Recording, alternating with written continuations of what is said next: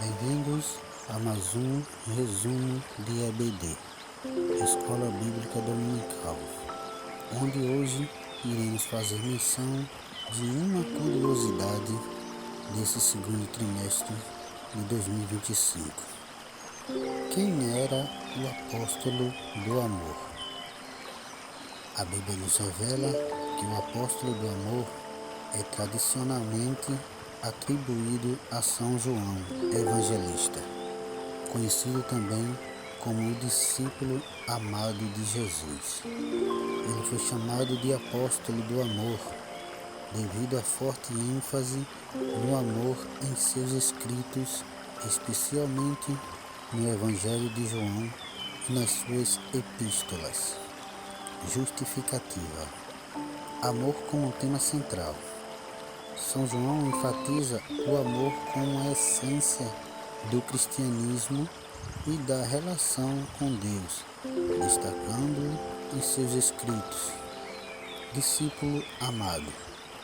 Jesus confiou a João a sua mãe, Maria, no momento da crucificação, demonstrando seu amor e confiança. Testemunha do amor de Jesus.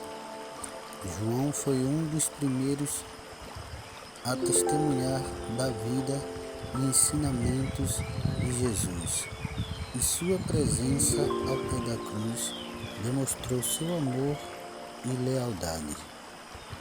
Amor em ação. João não apenas falava sobre o amor, mas também vivia de acordo com ele, mostrando cuidado e carinho pelos outros. Escritos sobre o amor. As epístolas de João são ricas em ensinamentos sobre o amor, como um mandamento divino, o amor como uma resposta ao amor de Deus e o amor como uma expressão de fé. João, o discípulo que Jesus amava. Depois de Pedro, João é talvez o maior conhecido dos 12 apóstolos originais de Jesus. Ele e seu irmão Tiago estiveram com Pedro em alguns dos momentos mais importantes do ministério mortal do Salvador, e tradicionalmente se atribuem a ele 5 livros diferentes do Novo Testamento. Sua proximidade pessoal com o Senhor é sugerida por João 13:23. Ora, um de seus discípulos, aquele a quem Jesus amava, estava reclinado no peito de Jesus.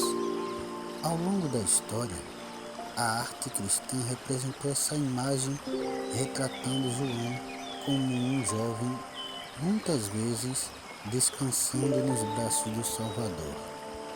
Essa é a origem de seu título especial, João o Amado, mas seu testemunho e sua missão revelam aspectos do discipulado que todos podemos compartilhar. João, filho de Zebedeu. O nome hebraico de João, Yohana, significa Deus é gracioso. A maioria dos detalhes que conhecemos sobre ele vem dos 3 primeiros evangelhos, que contam a história do ministério mortal do Salvador em grande parte da mesma perspectiva.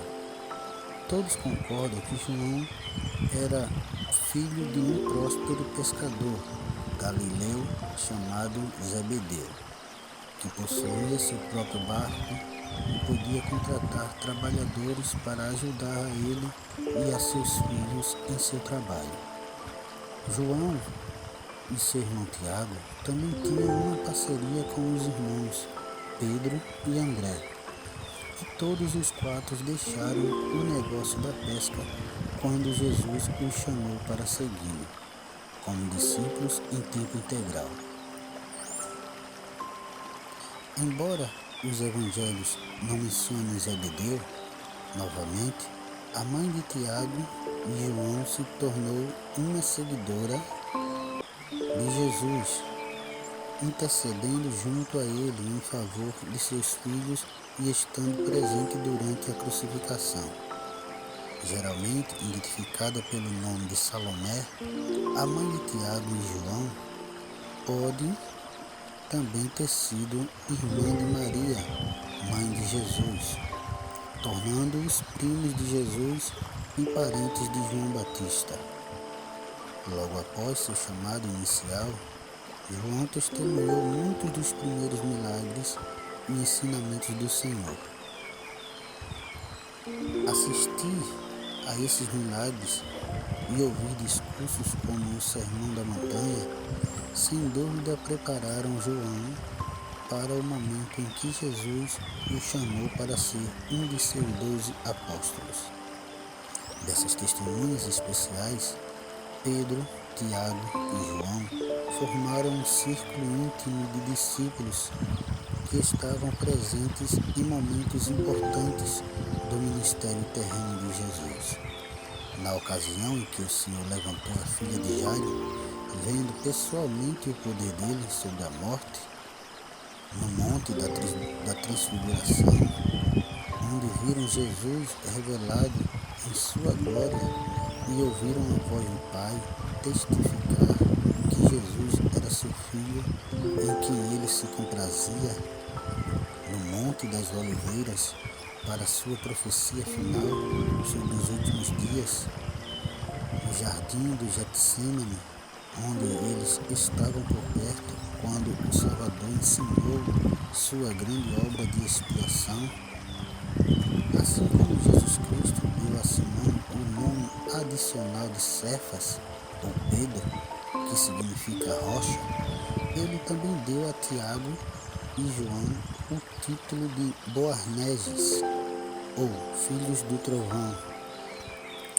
porque eles perguntaram a Jesus se deveriam invocar fogo do céu sobre uma aldeia de samaritanos que o havia rejeitado.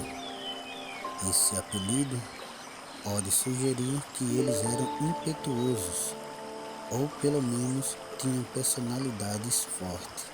No entanto, é provável que o nome prefigura-se às poderosas testemunhas que viriam a se tornar, assim como o nome de Pedro talvez refletisse não tanto em sua antiga natureza devotada, porém impulsiva, mas sua firmeza e força após a ressurreição de Jesus. Nas referências a João no livro de Atos, ele é retratado como um companheiro constante e forte de Pedro. João estava com Pedro quando ele curou o homem coxo no templo e juntos pregaram corajosamente perante os líderes judeus de Jerusalém. Juntos, os dois apóstolos viajaram a Samaria para conferir o dom do Espírito Santo aos samaritanos que Filipe tinha ensinado e batizado. No entanto, é nos escritos que estão relacionados a João que ele é melhor visto como uma testemunha eloquente da divindade de seu mestre e amigo Jesus. Esses livros do Novo Testamento apresentam João tanto como professor quanto modelo para nós em nosso próprio discipulado. Discípulo amado. Curiosamente, João nunca é mencionado pelo nome do Evangelho que tradicionalmente se atribui a ele. O Evangelho de João menciona os 2 filhos de Zebedeu apenas uma vez, no último capítulo, no qual eram 2 dos 7 discípulos que se encontraram com o Senhor, ressuscitado junto ao mar da Galileia. Até ali, no entanto, eles não são mencionados pelo nome. Em vez disso, a tradição, apoiada por referência nas escrituras da restauração, identificou João como o anônimo, discípulo a quem Jesus amava, que estava presente na última ceia, na crucificação, no sepulcro vazio e na última aparição de Jesus no mar da Galileia. Ele também pode ter sido o outro discípulo que, com André, foi um seguidor de João Batista e o ouviu testificar que Jesus era o Cordeiro de Deus. E é provável que tenha sido o discípulo que acompanhou Pedro depois da prisão de Jesus e que ajudou Pedro a ter acesso à corte do sumo sacerdote. No Evangelho de João, o discípulo amado surge como um amigo íntimo e pessoal do Senhor, com Marta, Lázaro e Maria. João é descrito claramente nesse evangelho como alguém a quem Jesus amava. Sua posição na mesa durante a última ceia refletia não apenas honra, mas também proximidade. Além de sua amizade com o Salvador, outras passagens o revelam como uma testemunha-chave dos acontecimentos mais importantes da missão de Jesus. Ele ficou ao pé da cruz para testemunhar a morte do Senhor como sacrifício pelo pecado, correu ao sepulcro depois da ressurreição para confirmar que estava vazio e viu o Salvador ressuscitado. 2 vezes o Evangelho de João menciona que se baseia no testemunho do discípulo amado e ressalta que seu testemunho é verdadeiro, algo indicado pela renomeação. Glória a Deus. Embora os estudiosos ainda debatam a identidade do discípulo amado, se ele era o apóstolo João, então era a fonte do conteúdo do Evangelho, se não o seu autor original. Por que então ele permaneceu sem nome, nunca sendo identificado diretamente como o apóstolo João? A resposta pode ser em parte porque ele pretendia que suas próprias experiências fossem simbólicas para os fiéis e os discípulos em todas as épocas. Ao permanecer anônimo, ele permite que nos imaginemos tendo suas experiências, aprendendo a amar e ser amados pelo Senhor, e então adquirir nosso próprio testemunho, que depois somos proclamados a compartilhar com outras pessoas. As epístolas 1, 2 e 3 de João. As 3 epístolas. Assim como o Evangelho de João, nenhuma das 3 cartas atribuídas a João o nomeia diretamente. No entanto, 1 João, que é mais um tratado doutrinário do que uma carta propriamente dita, está intimamente relacionado com o Evangelho em seu estilo e seus tópicos, que incluem a importância do amor e da obediência. Temas que o Salvador ensinou no relato de João da última ceia, escrito após o Evangelho.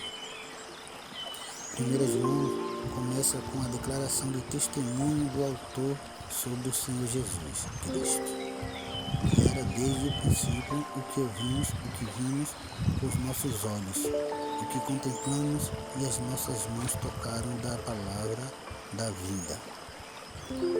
Além de reafirmar as palavras iniciais do Evangelho de João, o autor ressalta seu testemunho contundente, pessoal e físico de Jesus Cristo, que era a palavra de Deus, que literalmente se fez carne. Os primeiros cristãos, que eram o público original do livro, aparentemente tinham sofrido divisão interna com um grupo que acreditava em crenças incorretas sobre Jesus ter deixado a igreja. Em 1 João, o autor não é apenas uma testemunha, mas uma autoridade chamada para corrigir doutrinas falsas e combater ameaças à fé provindas de anticristos e falsos espíritos. Sua missão era também incentivar aqueles que permaneceram fiéis, compartilhando verdades significativas a respeito de Deus e Cristo e a importância de contínua fé e retidão. Em 2 João e 3 João, ele se identifica simplesmente como um ancião e continua a ressaltar a importância do amor e da obediência e os perigos dos falsos mestres e daqueles que rejeitam a devida autoridade da igreja. Todos esses 3 livros nos ensinam a importância da devoção contínua ao Jesus revelado. o revelador. Dos 5 livros atribuídos a ele, apenas Apocalipse usa efetivamente o nome de João, identificando seu autor 3 vezes por esse nome em seus primeiros versículos. Além de se identificar como servo de Deus, o autor não dá nenhuma outra indicação de seu cargo ou chamado, mas a maioria das primeiras autoridades cristãs acreditava que ele era João, filho de Zebedeu.